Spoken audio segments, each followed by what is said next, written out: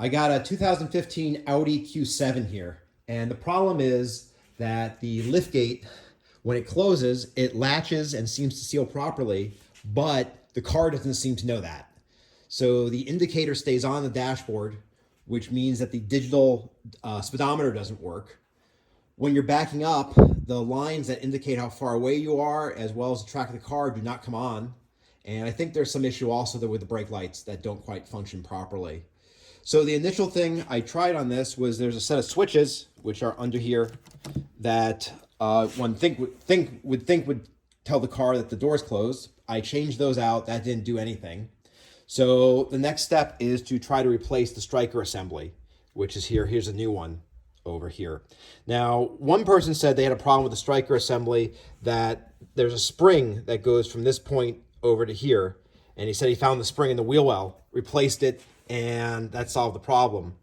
I did not have a spring in the wheel well. I did try putting a spring on there. It didn't do anything. And this is a new one. You can see that there is no spring. So it's possible that maybe an older version of this had the spring and they redesigned it to not have that. The other thing that's noted is this new one is this assembly is all nice and tight. The linkages are all tight. The one that's in here, it is actually pretty loose. So one other thing, when this door closes,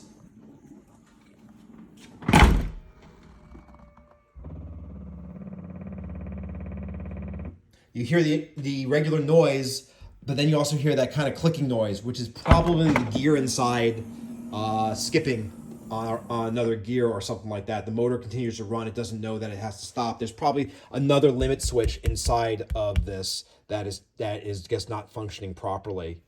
So basically, I'm going to change that out. It's easy to change. Basically, remove the lid, remove the tray, and then there's 4 screws. You pull out Torx screws, and then this trim piece pulls up, and then everything just kind of is obvious what you need to do. The only thing I'm going to do, I will go and put some masking tape, some painter's tape around the edges of this over here, just so I can get it back in the same place, and hopefully the door will seal properly. So we're going to go do that, and we'll come back and see how it worked. Okay, and now the moment of truth. Everything's all buttoned back up. We'll close the door. And we do not hear that clicking sound. So I'm going to say this is fixed. I did check it in the front and the light's off now, so this appears to be repaired. And I guess the takeaway is that if you hear that clicking sound when you close the door and things aren't working right, it's probably the latch and not the switches. Switches are $70, the latch was $300. So unfortunately, it's the more expensive part.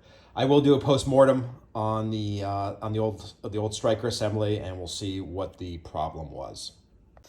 So we're back with the striker assembly now opened, drilled out the rivets, and the problem turned out to be, well, mainly the problem is on this gear, which goes between the drive gear here, which rides on the outside here, and the lower part of the gear here turns the rack, which moves the linkages back and forth.